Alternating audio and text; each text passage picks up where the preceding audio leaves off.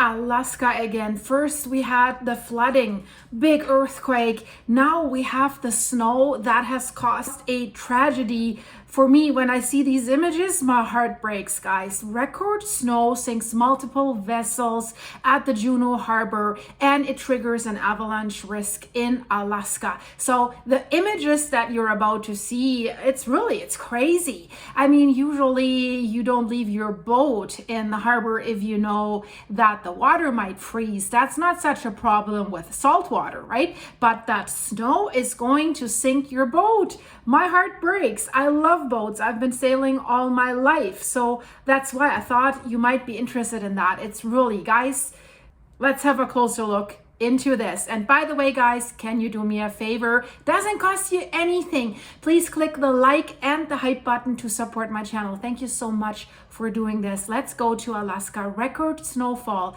in December was reaching over 200 centimeters, 2 meters, that's 80 inches in Juneau in Alaska. And I know I have viewers there, so please let us know in the comments what your experiences are. You've done such a great job keeping us updated about the earthquakes, about the Hubbard glacier problem. And guys, if you want to learn about that, it's in the end screen. So multiple vessels were sinking in the city's harbors as really the snow was very heavy and it was very wet. So that makes it really put a lot of weight on boats, right? It has accumulated and 80 inches, yeah, that's a lot, but that this sinks a boat, interesting, really interesting. So the heavy snow was driven by multiple atmospheric rivers. Yeah, we got the atmospheric rivers in Canada and in Oregon and in Washington, bringing floods to Washington, really bad, right? So in Alaska, of course, it's colder. That has turned into snow. Heavy precipitation, too much, it seems, for the region in late December 2025. They call it a record-breaking snowfall. And it has caused significant damage across Juneau, Alaska, when we see all these beautiful boats.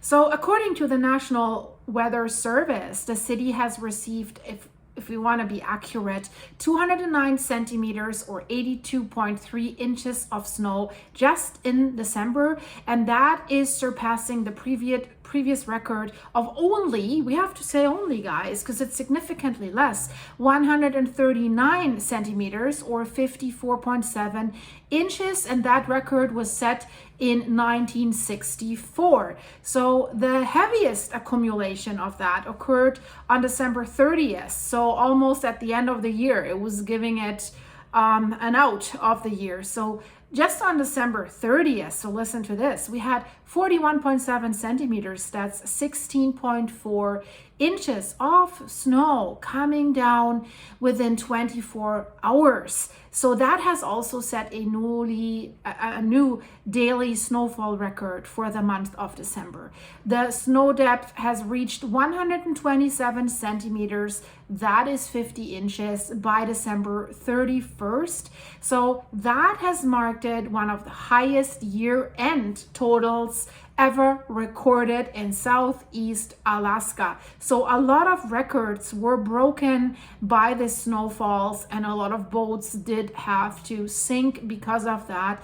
The temperatures also, they dipped as low as minus 23 degrees Celsius, that's minus 10 degrees Fahrenheit, because of Arctic air that was coming in. And then of course, imagine if you have sustained snowfall and freezing conditions, and if wet snow freezes, yeah, it gets even heavier, right? This has created this dense snow buildup on docks of the ports and on vessel decks. And this added weight has caused at least 8 to 10 vessels to partially or fully sink at the city's harbors.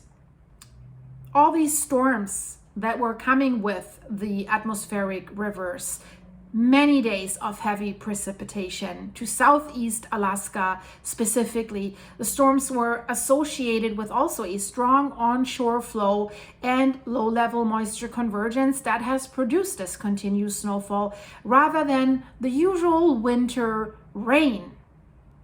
Of course, people that work in the harbor personnel have been working continuously, like to dewater or refloat the affected boats, though operations remain limited by weather and resource availability, as you can imagine.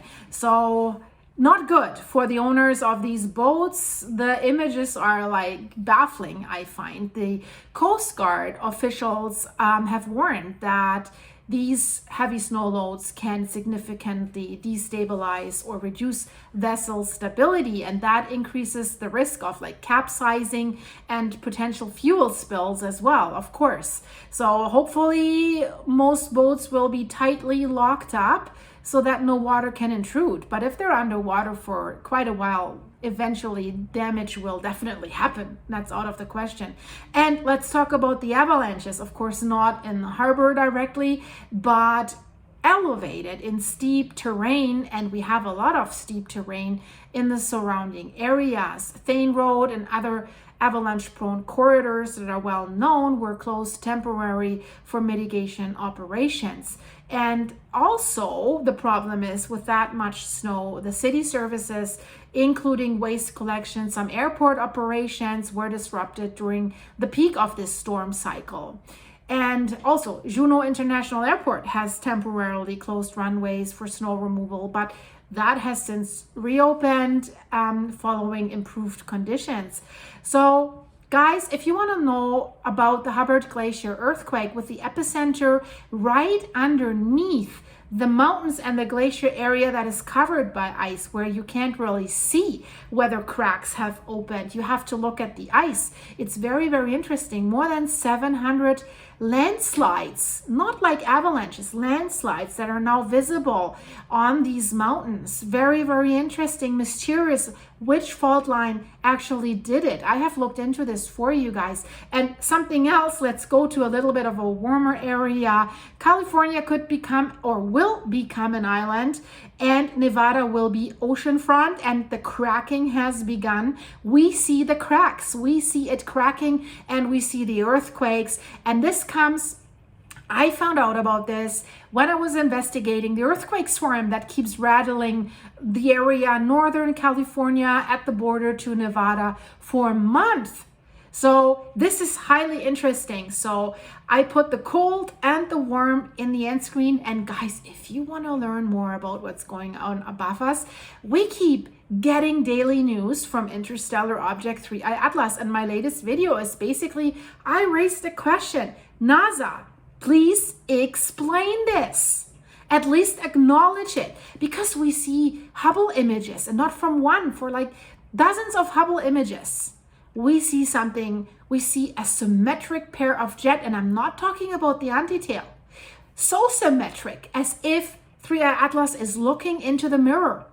So how can this be? Because normally normal comets are chaotic. They don't create these perfectly symmetric jets.